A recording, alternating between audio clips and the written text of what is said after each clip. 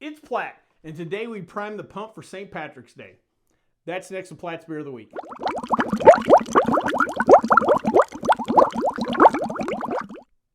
So the particular beer today we have is Wexford Irish Style Creme Ale. It's actually made in Great Britain, but since it's Irish style, I thought kind of kick off St. Patrick's Week with it, so it works for me anyway. A little background on this beer. This beer is produced at Moreland Brewery for Greene King. Greene King's a major brewing company we'll get into in a little bit. As far as Moreland goes, their original brewery was founded in the year 1711. That's right, over 300 years ago. Absolutely mind-boggling. In Oxfordshire. At the time Greene King purchased it in 2000, it was the second oldest brewery or second longest continuing brewery in England. That is pretty impressive. Greene King is a major owner of pubs, breweries, restaurants, inns. They're in the UK. They have a little different business model over there. They allow a brewery to own a bar that the beer is served at. They don't have the three-tier system like we do here. As far as Greene King goes, the original brewery was started by Benjamin Greene back in the year 1799, so 225 years. Greene did have a slight advantage. His family had connections in the world of banking, literature, later on in broadcasting. So they had the wherewithal to produce a conglomerate. Move ahead to 1887, and they merged with King Brewing to form what we know of today as Greene King. Now, over the years, they've grown the company, been picking up different breweries, pubs, restaurants, and inns over the years, the like of Magic Pub Company, Hungry Horse, Bellhaven Brewery, just to name a few. Today, they own 3,100 different pubs, restaurants, bars, inns, you name it, over 14 different brands. Good way to think about it is if Boston Beer Company bought Applebee's and Choice Hotels and kind of threw them all together, you'd have them all together in the same strip center kind of thing. Probably a good way to look at it. It is an interesting business model, to say the least.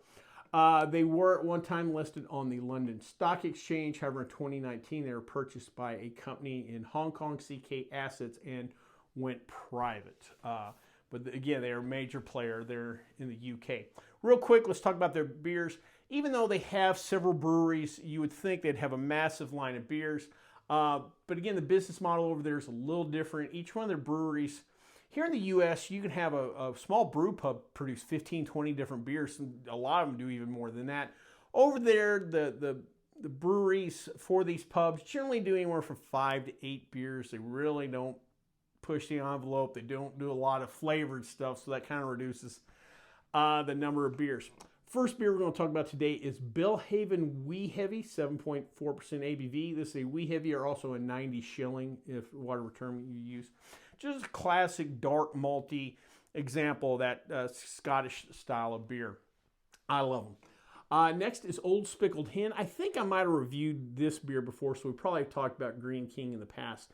4.8% ABV. This is a classic build British pale ale. This is not the piney, citrusy, juicy hops that we're used to in pale ales here in the U.S.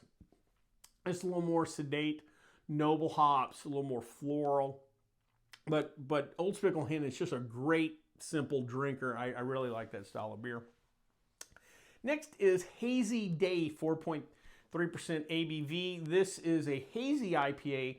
Now, Greene King has decided, I guess, there is a movement afoot there in the UK to do more of American craft beer style beers. They have some IPAs, hazy IPAs, others like that, but they're lower ABV, 4.3%, very more sessionable style of beer, and I know IPAs are like that. Lastly is Rocking Rudolph Christmas Ale, 4.2% ABV. This is a nice, fruity, malty ale for, perfect for the holidays. One of the things I do like about the British style breweries and their approach is everything seems just very drinkable. They don't push, the IBUs. They don't push the ABVs. Everything's going to be in that 4 to 5% and pretty drinkable, which is kind of cool. Well, before we try this particular beer, let's check out the stout. Let's check out the stats.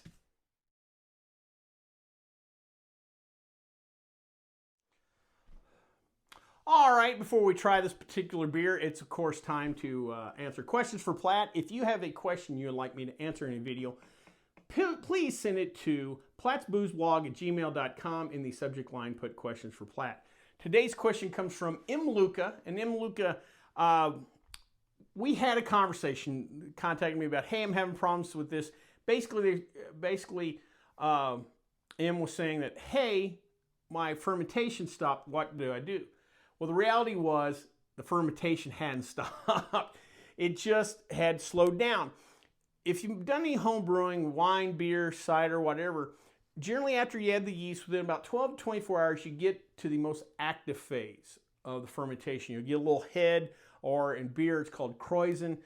On top, you'll see plenty of bubbles. If you have an airlock, it's bubbling like mad. You know you have fermentation.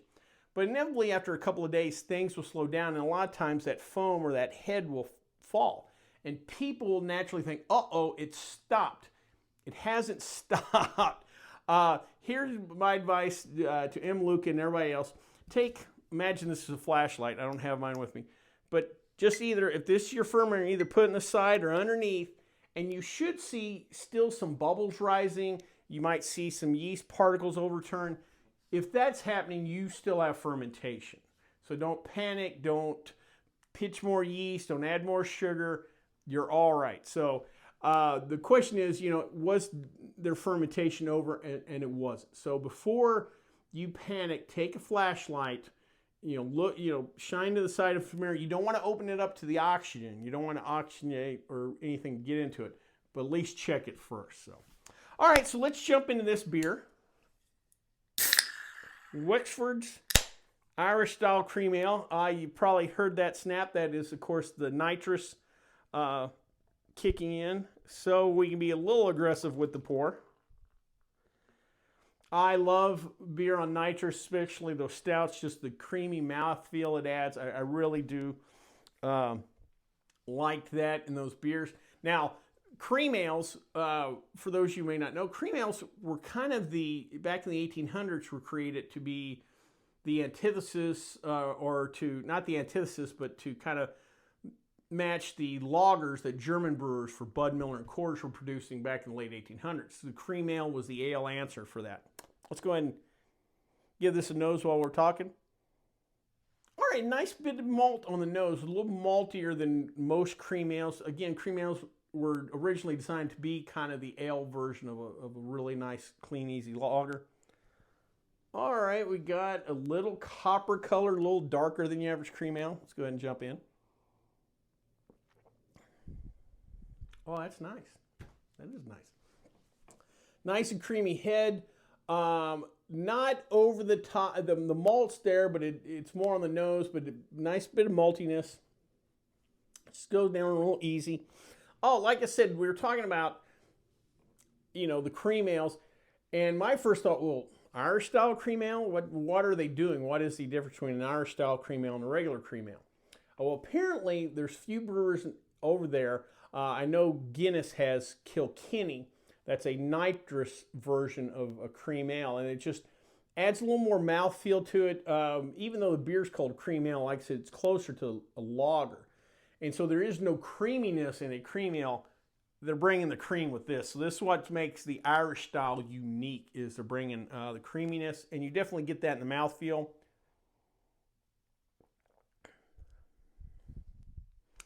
Yeah, this is nice. I get some funky esters, some fruitiness in a classic kind of ale yeast strain.